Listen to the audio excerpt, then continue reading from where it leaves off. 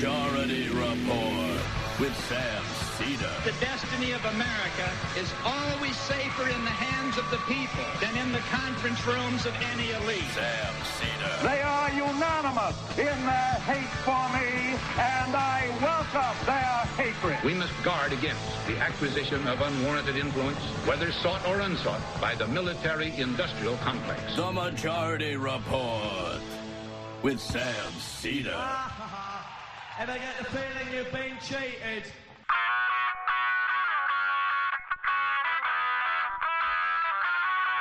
It is Tuesday, February 19th, 2019. My name is Sam Cedar. This is the five-time award-winning Majority Report.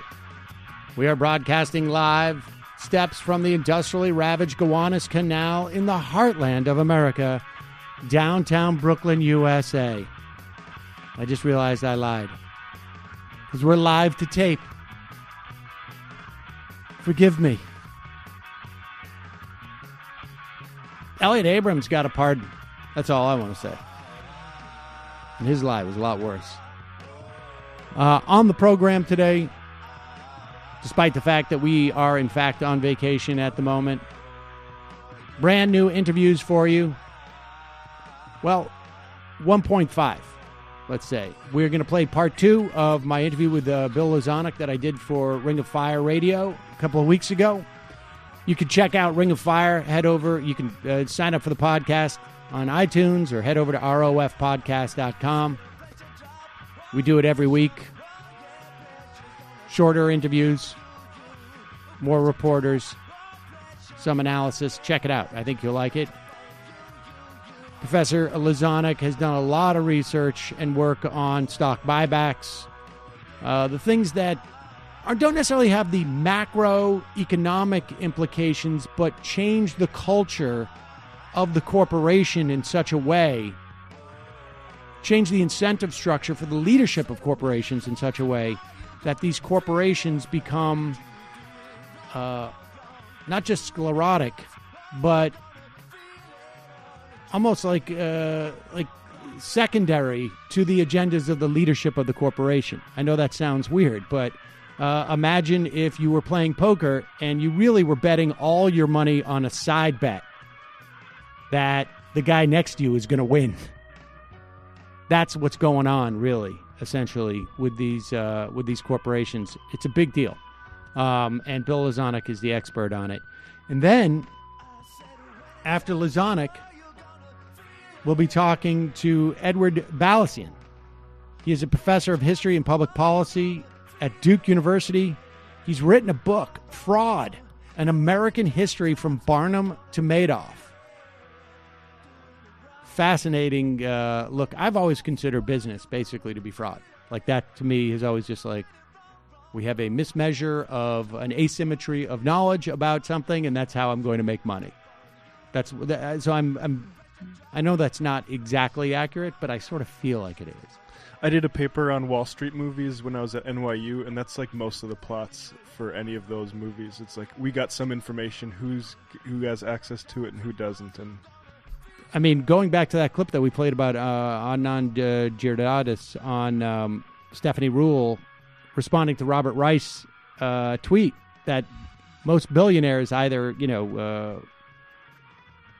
it took advantage of a monopoly or asymmetrical information. Essentially, information that they had access to that other people didn't have, or then inherited money. But so first, we're going to start with Bill Lazonick. Then we will get to Edward Balleisen. And if you are a member, you will enjoy one of Brendan's deep vault picks. What we did is and we do this only at late because it makes it a little scarier. We sent Brendan down into the vaults over the weekend, and he's got to take the elevator, he's got to take the dumbwaiter, then he's got to take the stairs, then he's got to take the ladder.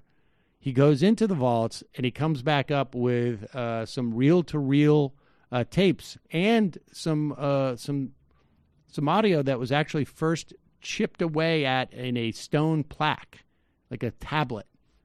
And this was from the Air America days. And so I don't know what he's picked. I don't even know if he actually made it out of there alive. But members members will get access to that. And you can be a member by going to jointhemajorityreport.com. Super easy. You just go to jointhemajorityreport.com and you join. And it costs you a couple of dimes or nickels a day, and then you'll be a member. All right, so first up, Bill Lazonick, professor of economics at the University of Massachusetts-Lowell. And then I'll be back before we go to Edward Balleisen for fraud. So Bill, in the last segment, you explained to us the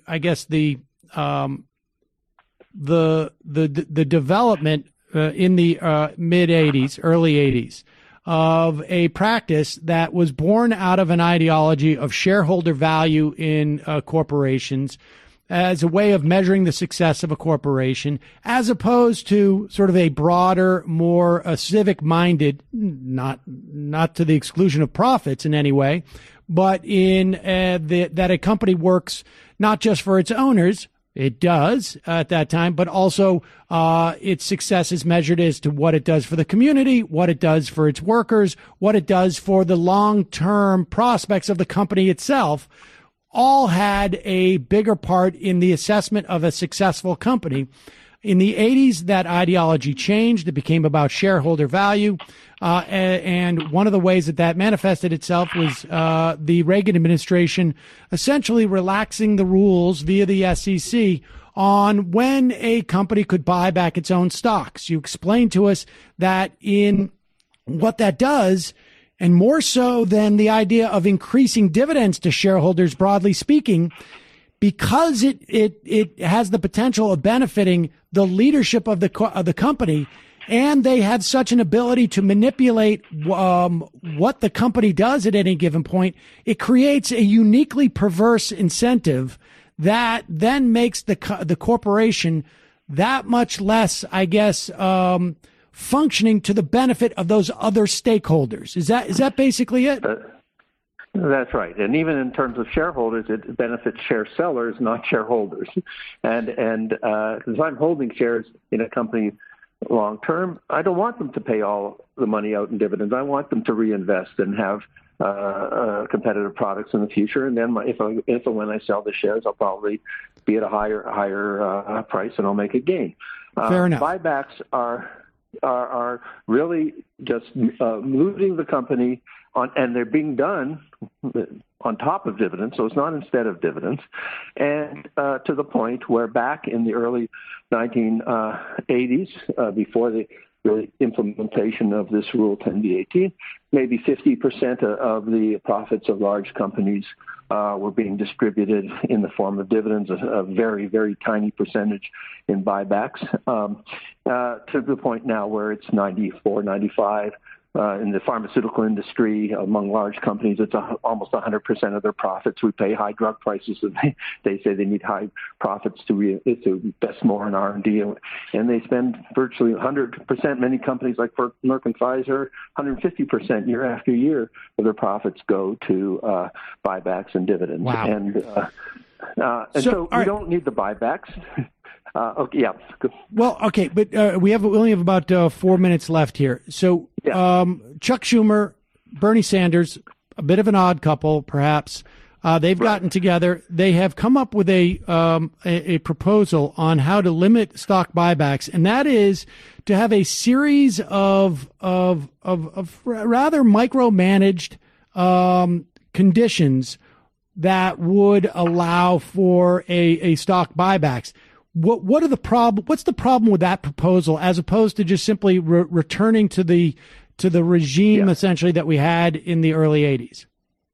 Yeah, so I should say that Senator Tammy Baldwin introduced legislation last March called the Reward Work Act, which would rescind Rule 10b-18, this rule from 1982 that allows these mass repurchases. And if that were done, then the SEC, as a regulator of the stock market, would have to start, and Congress probably as well, would have to discuss what is going on here, or what is happening to these companies, and are you manipulating the market if you do these massive repurchases?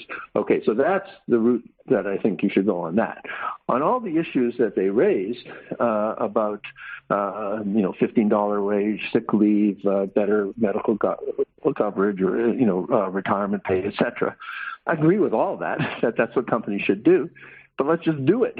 We don't need to say, well, okay, if you do less buybacks, or if you do too much buybacks, or if you don't do those things, then we won't let you do buybacks. Let's just say you have to have minimal standards of living that a profitable corporation pays to its employees, and that's a starting point. And I think we should just fight for that in its own right. Now, it's hampered. Their willingness to do it is hampered by all these buybacks. So, but I think there's another argument that community buybacks, basically, they're hugely damaging, and I would say even immoral.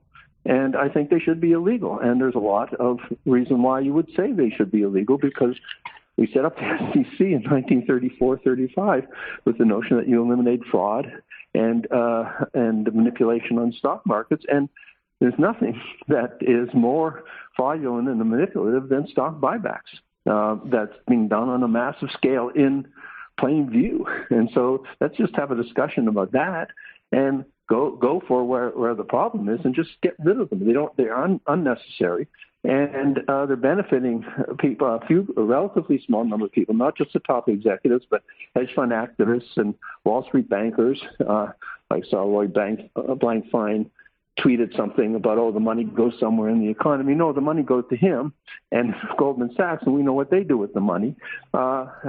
That's partly because so much money comes out of these companies. People go to work every day, and the money that they help generate is going into the financial sector and used for whatever they do. And so that just needs to be stopped. And I think it should be an easy sell to Democrats, and I think some of them are starting to get it, many of them are, that let's just put a stop to that.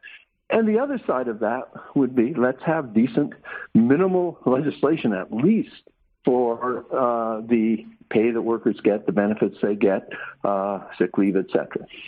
Well, Bill Lazonick, it's a fascinating topic, and I guess we will have a sense in the next couple of years how many Democrats buy into this and where we go from there. Thank you so much for your time today. I really appreciate it. Hey, folks, I got some good news for you. There is no need to suffer through another sleepless night. Thanks to Calming Comfort by Sharper Image, the luxurious weighted blankets are made with super soft velveteen material designed with a high-density comfort fill to promote a sense of calmness. Plus, by applying even amount of pressure over your body, Calming Comfort helps the production of serotonin and melatonin and mimics the soothing feeling of being hugged for a restful night's sleep. Now, I'll tell you something. In my house, Saul and I fight over this blanket. I know if you've had children before, you know that what they tell you to do early on is swaddle them. Do you know this, Matt? That's why every time you see a picture of like a new baby, it's always wearing that hospital blanket with the blue stripe, and they're wrapped tight into like a papoose or something. You learn how to swaddle the babies. And the idea is that it is archetypal or primal.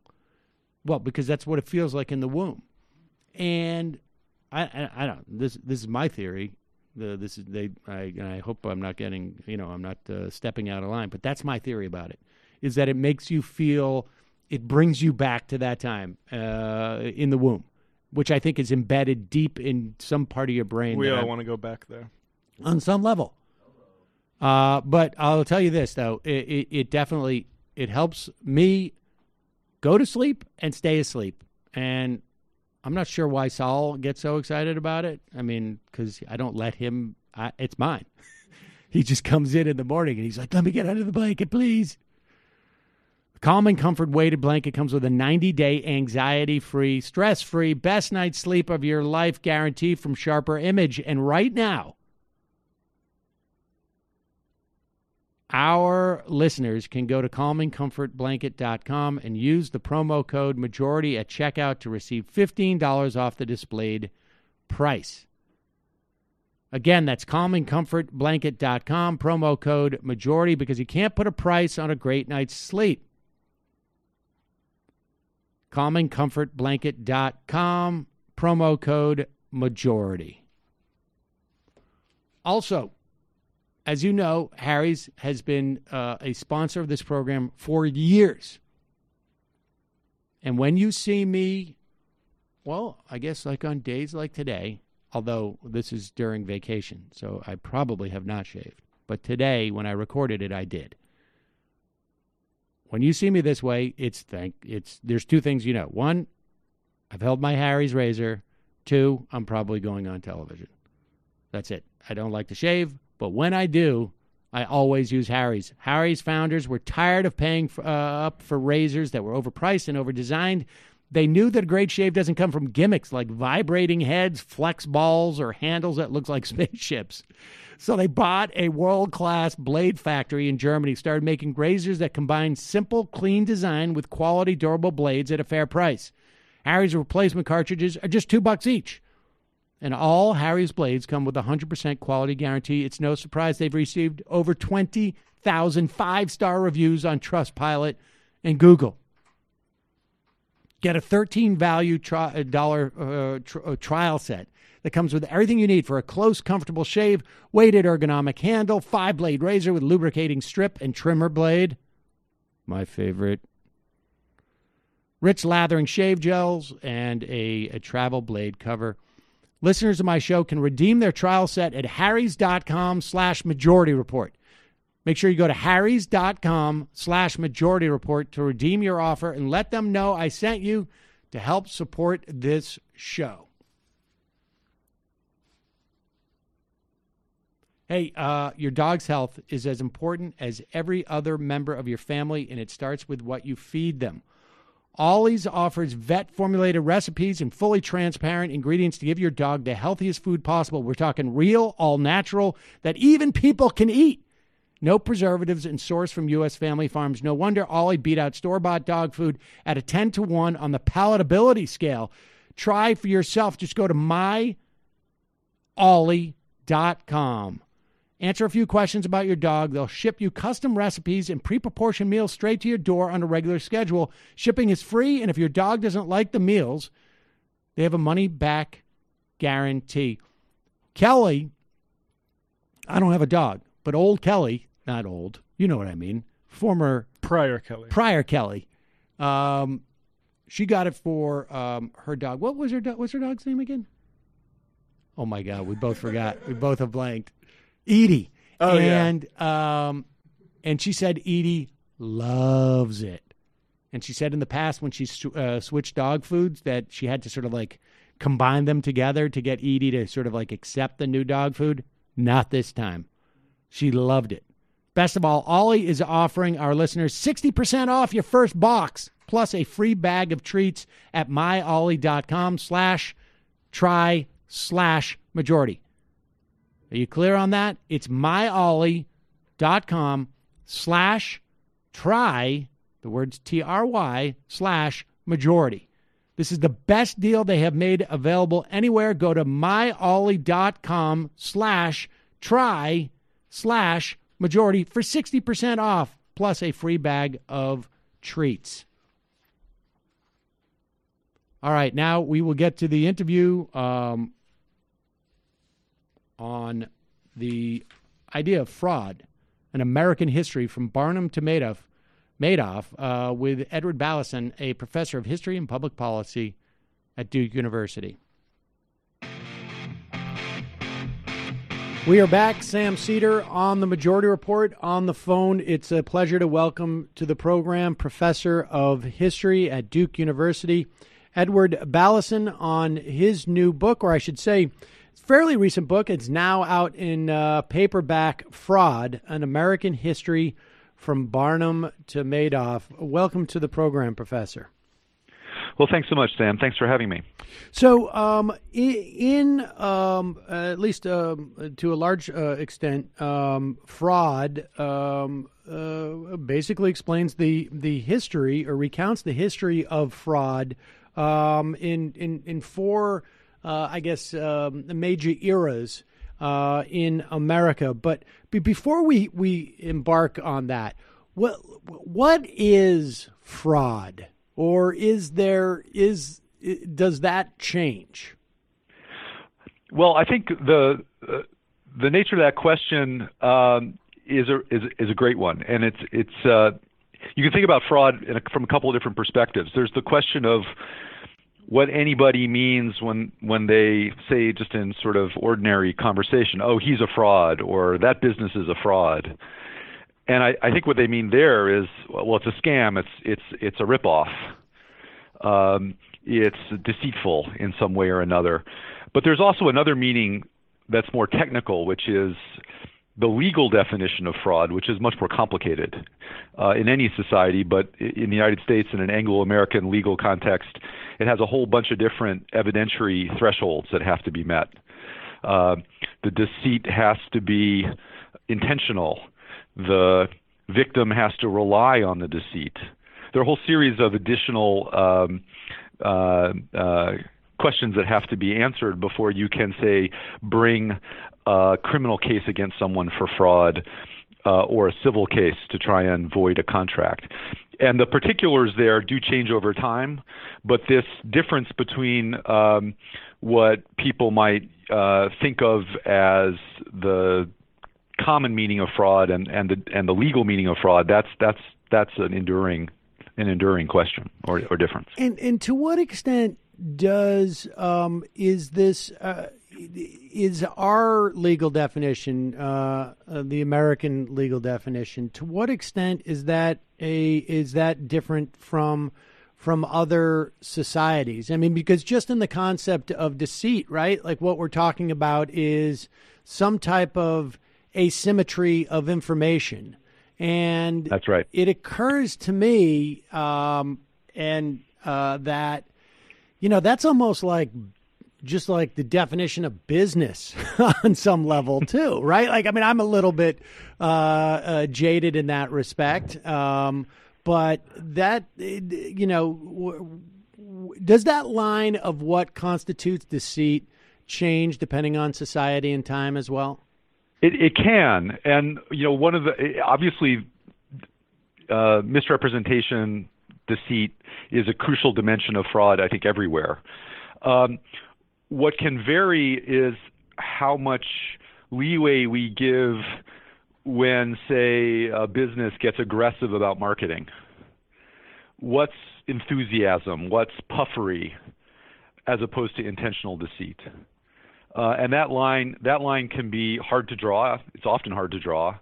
I would say in the American context, we perhaps have maybe more often given leeway to entrepreneurs, to innovators, relative to other societies.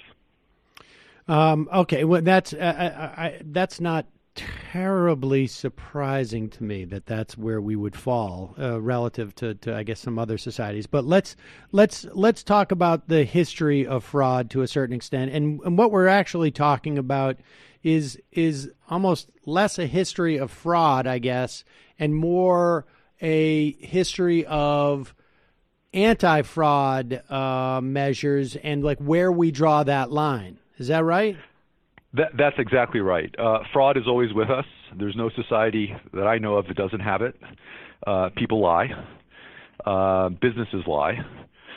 And so the question is, what are the legal frameworks and the non-governmental frameworks that any given era has produced in any given society to put some constraints around that behavior?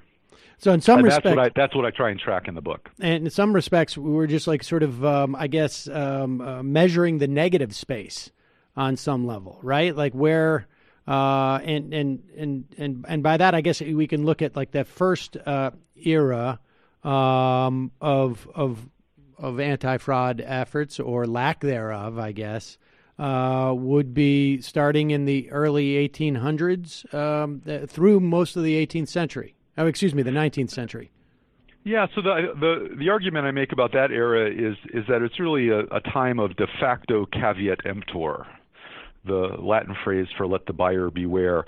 There were prohibitions against deceitful behavior on the books. There were statutes. There was common law that laid out prohibitions against deceitful behavior in the marketplace, but they were really hard in many cases to vindicate with a criminal charge, or with even a civil case in many cases, and that was because of a relatively close balance in terms of access to information between buyers and sellers in many contexts, and a sense on the part of many judges, many lawyers, many juries that in light of that economic context, people should be able to look out for themselves, particularly adult white men, the sort of prototypical citizen. You'd expect that person to be able to keep their eyes open and their ears pricked, and that they would as a result either figure out whether the claims they were hearing, say from an economic counterparty, whether they were legitimate or not, or they would learn from the experience that it was better to live in a school of hard knocks than to go running to the government to solve a problem after a contract that went bad. All right, so I mean, can you give us a concrete example of this? I mean, I spend probably more time than I should debating libertarians, and I think there's sort of a sentimentality about this period, which I think is, when you talk about the why caveat emptor could sustain itself for this period of time. We're talking about fairly simplistic transactions, right? In a fairly simplistic society, or give me an example of what would be sort of a classic, I guess, exchange at that time, and one where there were protections. Either there was a lack of protections from fraud, or just society felt like being a victim of fraud is probably a healthy developmental tool. Well, to be clear, you can find cases where people went to jail for fraud in every era of American history, and you can find examples of courts voiding contracts because of a demonstration of illegal deceit. It was just hard to do. In comparison to later eras, the legal standards were more exacting, especially in practice. So the rationale, though, was very much in line with what you suggested. If I'm a merchant purchasing a particular kind of cloth, I can see it. I can assess its quality. I should be able to know what the market prices have been recently. The ability that I have to access relevant information to the question of whether I accept an offer or not is there for anybody with reasonable diligence to find. And so the view was that the costs associated with allowing people to revisit their contractual relationships were sufficiently high that you just didn't need a really strong policing of the marketplace. Now that presumption might be relaxed depending on who the parties were. So there's some sort of classic instances where the counterparty is not a savvy merchant, but an old widow who might not be expected to know much about land prices, for example. Of course, that individual might well have been quite savvy about that, but given the cultural presumptions of the time about who you could expect to look out for themselves and who might need assistance, that played into legal decision making. And would like overpaying for a piece of land constitute fraud in that respect? I mean, I can see it like, if I sold you a horse that I had the ability to know that had cancer and was going to die in a week, right? But that type of technology didn't necessarily exist. in the way that, like, today I could sell you a car that I know, like, is just been, was submerged underwater for a year or two because of a flood or something. Like, I mean, that it has to do with sort of like a knowledge of either past or future performance of a product, which when you're buying a shirt, you have a pretty good sense of it, as opposed to, like some type of mechanical device, I guess.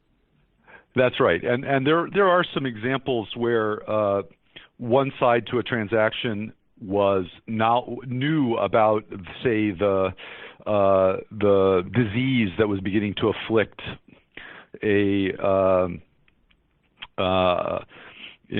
livestock that the seller had, and kept that from the buyer, where the buyer is able to say, look, there was no way that I could have plausibly found this out, and the other person knew and kept it for me. And so there are cases where you can meet these very difficult thresholds for a legal demonstration of fraud, even in the early 19th century.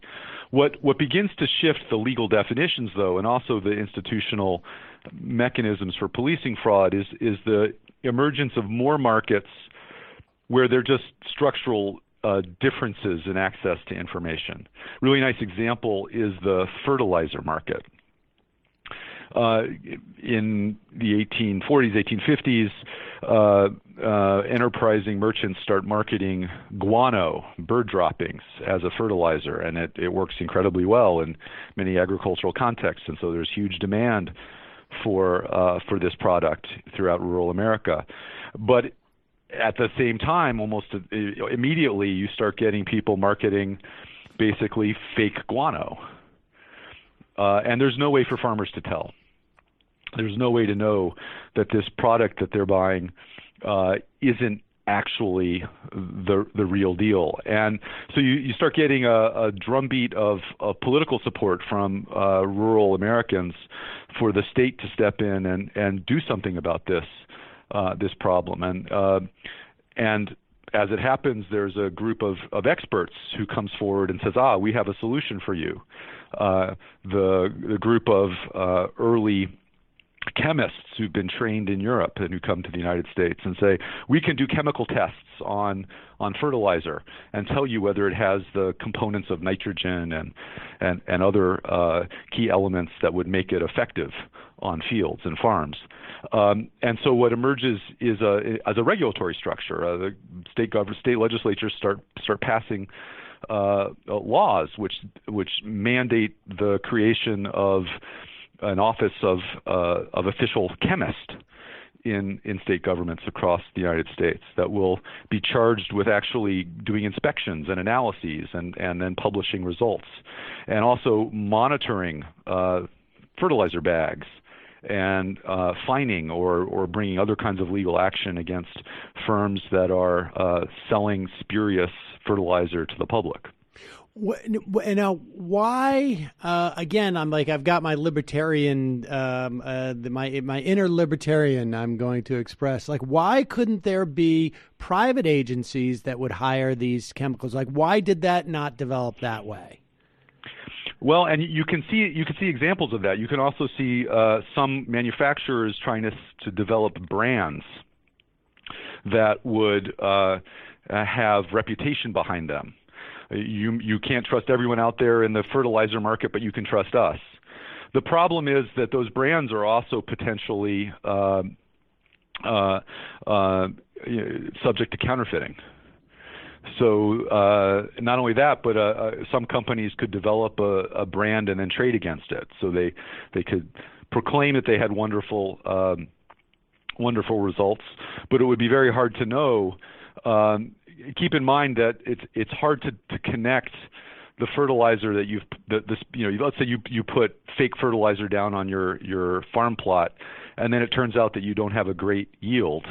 Many other things may have happened that year, including bad weather, and so being able to actually demonstrate this fact without testing is difficult. Now, there could have been private testing mechanisms as well, but their reputation had to have some basis as well. And in the view of the majority of the farm population, the only way to solve this problem was to rely actually on the state. Right. I mean, I guess theoretically you could have a private testing entity, but it could very well be the same entity that's putting out the fraudulent fertilizer. Like you could the potential for fraud within the context of this private tester was no less or greater, I guess, than it would be for the manufacturer of the fertilizer in the first place. That's exactly right. That's exactly right. In fact, one of the things that emerged very powerfully in the 19th century as a private mechanism of protecting people against imposition of one kind or another was a robust anti-fraud discourse in newspapers and trade magazines, trade journals, newsletters, in which you had essentially a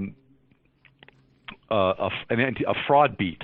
You'd have newspaper journalists who would be covering this in New York or Philadelphia, and you had in many trade journals you had actual sections devoted to frauds and humbugs, which involved not just coverage from journalists, but also printing of letters from readers about what was going on in their particular part of the marketplace, circulation of warnings and either about specific frauds or more general things to be alarmed about or to be on the lookout for. So there are very important non-governmental responses to fraud as a problem.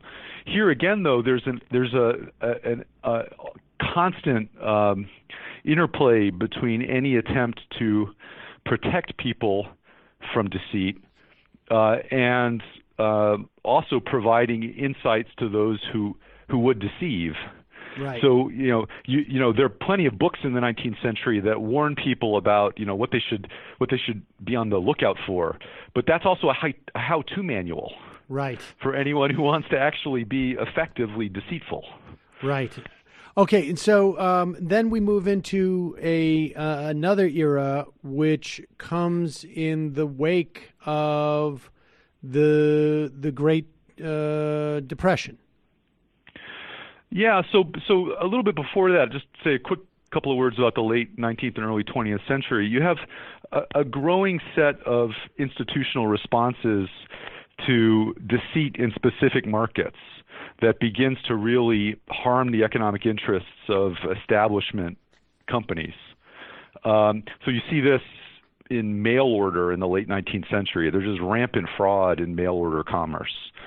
And partly the response there is the creation of mail fraud as a new offense, a new criminal offense, and the creation of a structure within the federal government through the post office to combat mail fraud with postal inspectors and actually mechanisms to take away people's access to the mail, a fraud order.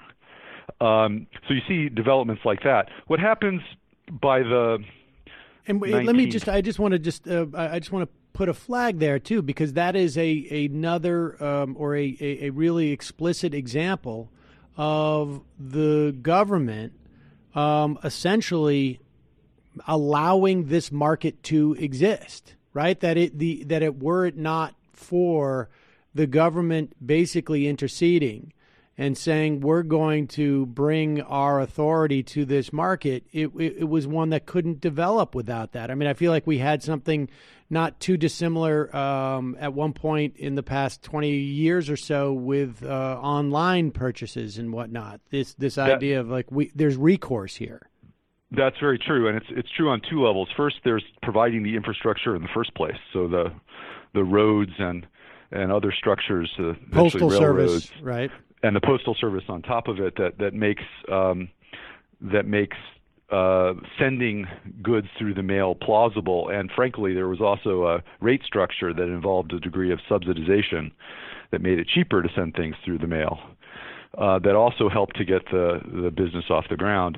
But then once you had an incipient new form of commerce emerging, the problems of confidence around being able to actually trust any business that was operating literally hundreds of miles away, so new kinds of information problems,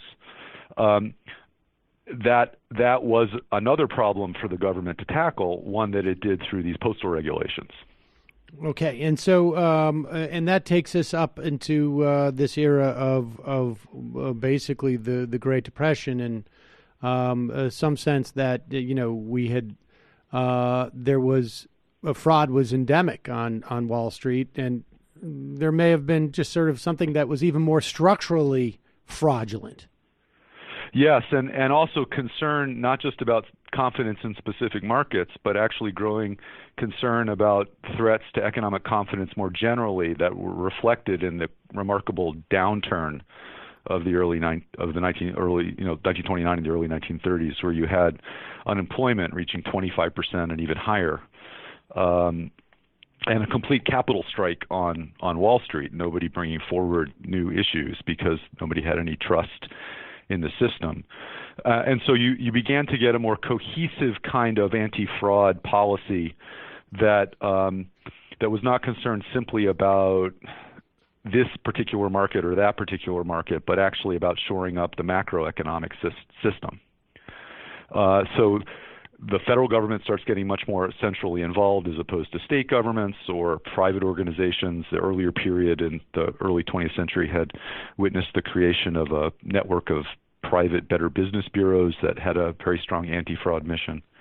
By the 1930s, you're seeing either the extension of federal authority through the Federal Trade Commission, extending its anti-deception jurisdiction, or the creation of entirely new regulatory entities like the Securities and Exchange Commission, which has as one of its crucial mandates still to this day, though of course it's momentarily shuttered under this current partial federal shutdown, the mandate of ensuring candor, truthfulness in the securities markets.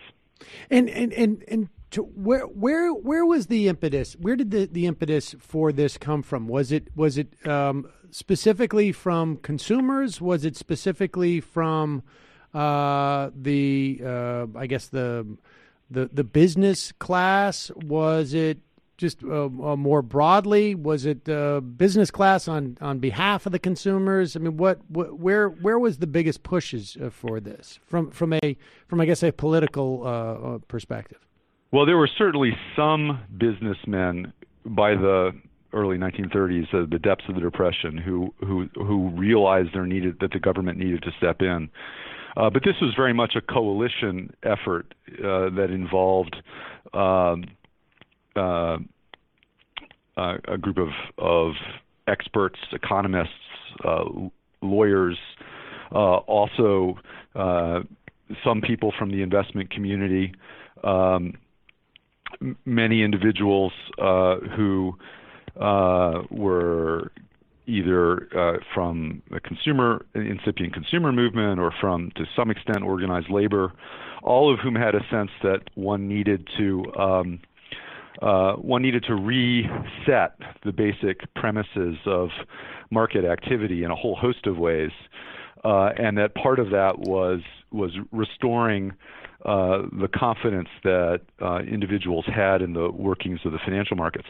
I will say that one could have imagined many other responses to the problems in the securities markets during the New Deal than the one chosen by New Dealers. There were a lot of different proposals that were under consideration in the 1920s and early 1930s, some of which involved the government basically deciding what kinds of stocks should be brought forward for sale in the public markets. And those were entirely rejected for much more of a disclosure model, which actually has been at the core of an awful lot of anti-fraud policy in the United States. So the basic idea here is that what we're going to ensure is that what sellers say about their goods or services or financial products is truthful. And then we'll let people decide, rather than having the government basically decide what is sufficiently valuable or worthwhile or of a sufficient quality standard to show up in the market at all. And that I mean, we enter a new era in the 70s but of deregulation. But the foundation of that anti-fraud regulatory scheme is that it comes from various agencies basically saying that you must make clear the following about your product, essentially, right? And that becomes the sort of the leverage point, particularly within the context of like civil recourse. That's right, and so the idea is focusing on disclosing truthful characteristics, facts about your product.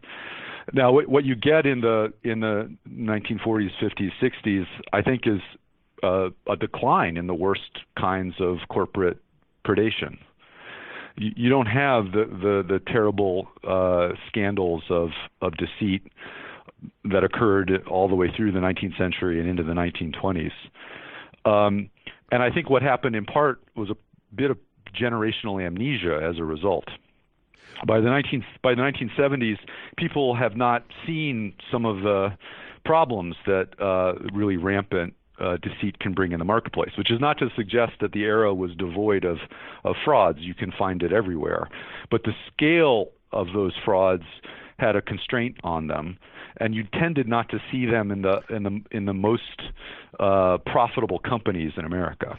Why do you think that was? I mean, I imagine there's two elements. One is we're in a post-war era where there's probably more social cohesion on one level, and two, it strikes me that there's also probably more segregation, so that there's more cohesion in terms of like the narrower groups of people that we're dealing with.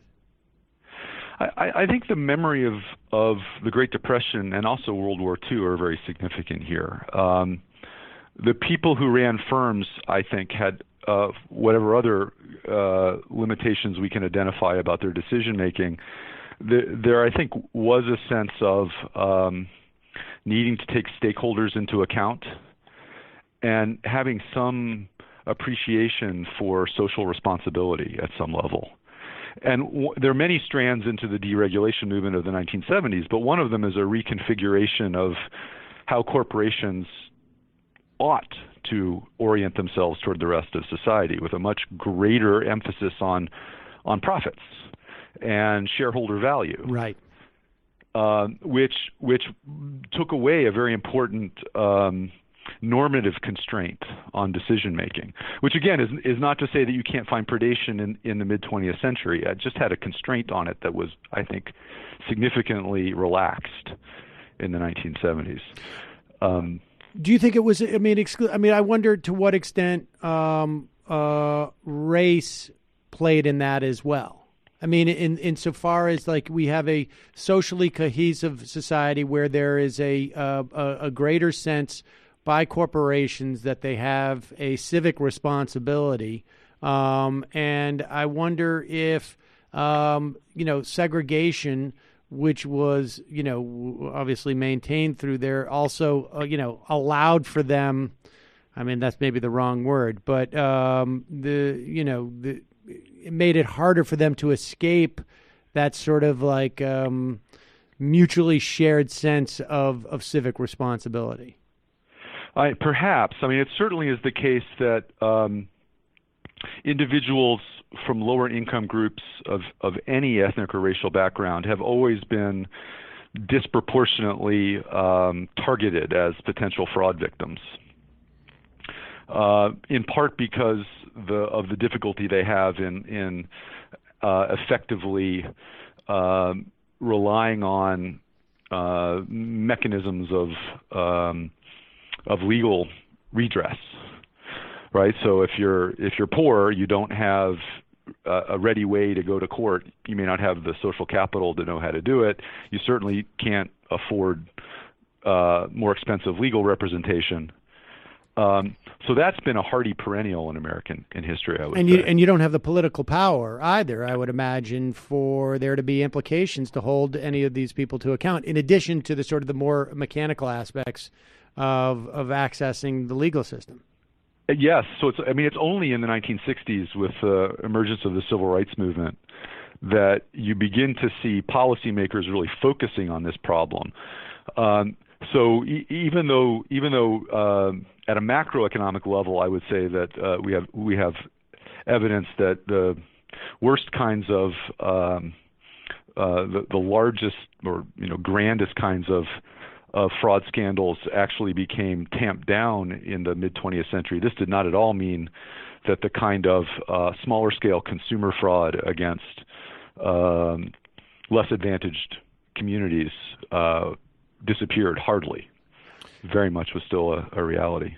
Again, because it just the idea that this is sort of can be self-correcting, I think, in each era is disproved in a different way in some ways, right? Like it's just reputations of firms.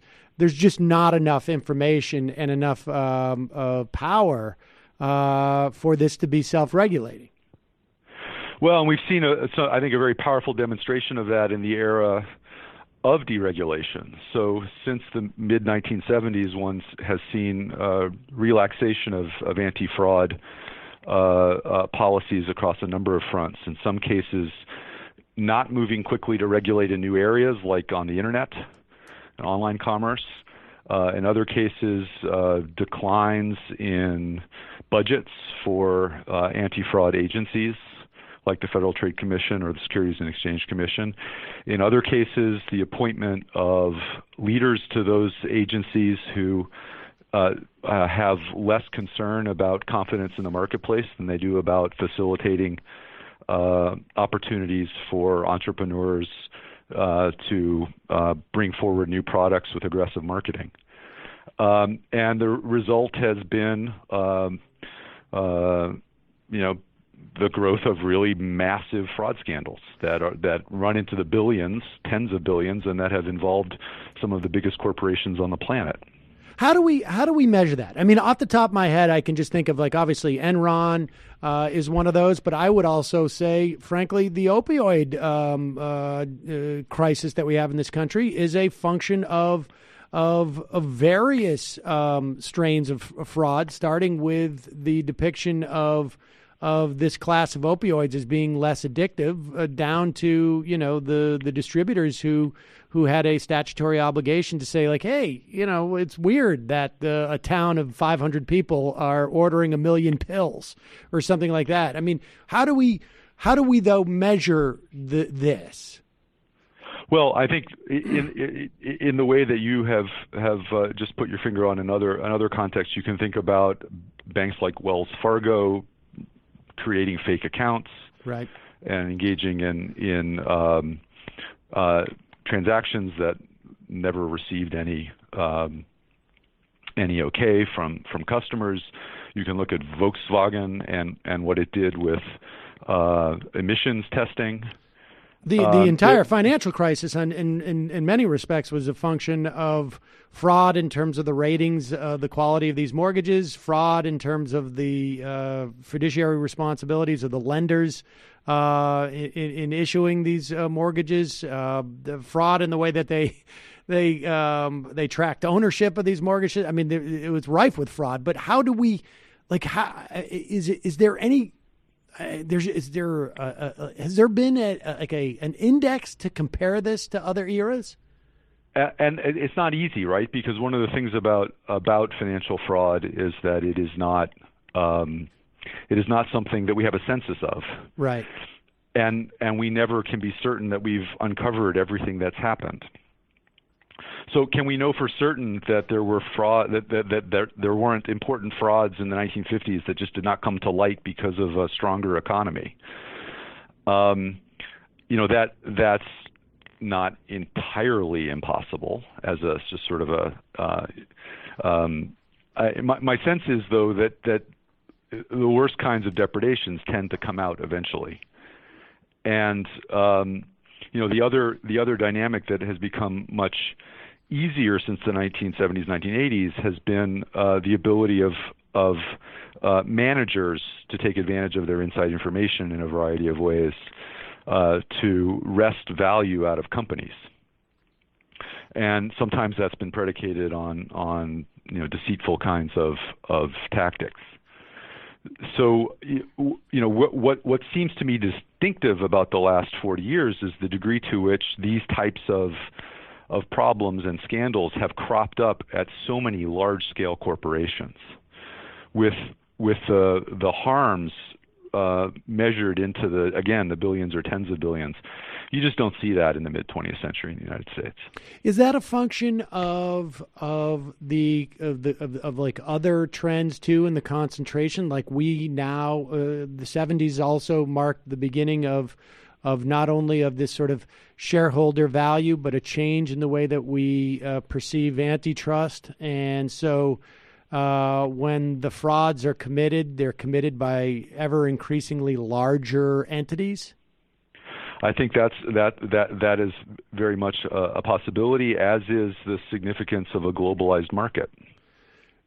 Do you think that that it is inherent that as our society gets more complex? I mean, maybe this is obvious that the idea of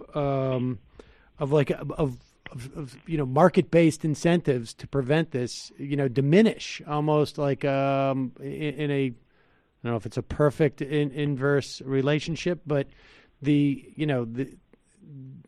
need for government regulation, has that been borne out with the 70s? I mean, with the past 40 years? Well, I would certainly say that within our financial markets now, we've never had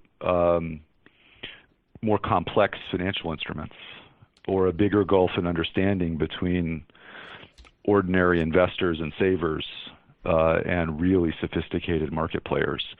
In fact, I think there were, as has been borne out by all the analyses of the financial crisis that we've seen, there were huge imbalances of information between even sophisticated finance players and some of the individuals who were pitching credit default swaps or engaging in some of the other really abstruse financial instruments of the last 20 years. So in that kind of environment, it's hard to envisage a world that is going to be stable in any way that's not structured by regulatory frameworks. Obviously it's unfair to ask a historian to predict the future, but when you look back at the eras in which the relationship between or the expectation or the definition of fraud and the expectation as to where government would intervene, to protect people from fraud, is there a way that you can characterize the catalyst for these shifts, or is it different each time and impossible to predict what might trigger the next shift in our perspective as to the role of government in protecting us in the form of regulation? Well, I think you're far more likely to move away from stringent anti-fraud regulation if you've had a process or a period of relative stability. I mean, I really think it's striking that the shifts in the 1970s and 80s only come into play at the point at which decision makers really didn't experience the Great Depression. Right. And similarly, I think once you move into an arena of really significant turmoil where you have palpable social costs emerging from fraud scandals, such that you begin to see a coalition emerging of different interest groups worried about the problem, in conjunction, this is very important, with experts who've been thinking about the problem and who've come up with plausible kinds of policy responses to it. That's a recipe for more significant government action. Do you think that we are developing a sort of a more rapid rate of amnesia? Because we've already unwound, a significant portion of the response to the 2008 crisis. It seems, at least the impetus is there. The reaction to Enron I feel fairly confident that, as I say, Enron, there's a significant portion of the audience who doesn't even remember what I'm talking about.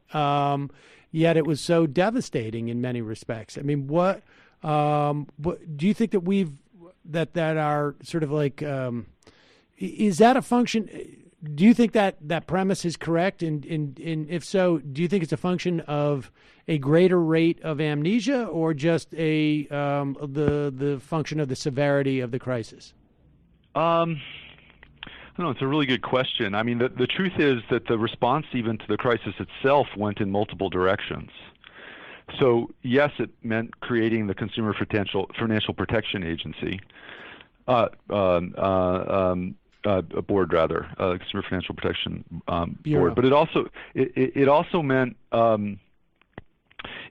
the Jobs Act in the very same year in Congress, which actually reduced a lot of the protections around initial public offerings of new companies. And so there wasn't an actual consensus amongst policy elites about what caused the financial crisis or what the most sensible response to it was. Similarly, the CFPB actually included carve-outs for auto loans. Why? Well, because there was huge concern about getting the economy back in action, getting people back to work. And there was a worry that if there was too much stringency and oversight of automobile loans, that you might be further limiting the ability of the automakers to get cars out of the factories and to be able to pay their workers. And this follows in the heel of the bailout of two of our major car companies. That's right. And so there are these interesting trade-offs with anti-fraud policy that make it a little bit difficult to predict honestly what the next phase will be, because the most effective way to curb fraud are to take steps that actually really cut back on the opportunities for innovation. And the most effective, they tend to be in conflict with our values about the rule of law. So you can have government regulators at the minute that they kind of sniff that they are worried about somebody's tendency to be truthful or not. You can give them the power to do things like bar people from the mails, or more recently, bar people, as occurred with Operation Choke Point in the federal government under the Obama administration, to gain access to online payment mechanisms. That's a very good way of cutting off a business's oxygen. But it immediately raises concerns about whether we're giving people due process or notice or the opportunity to defend themselves in some way before this action occurs. So there aren't easy answers, but it's a set of problems that any government is going to confront. The book is Fraud, An American History, from Barnum to Madoff. Edward Balleisen, thank you so much for your time today. I really appreciate it. Oh, well, thank you so much, Sam.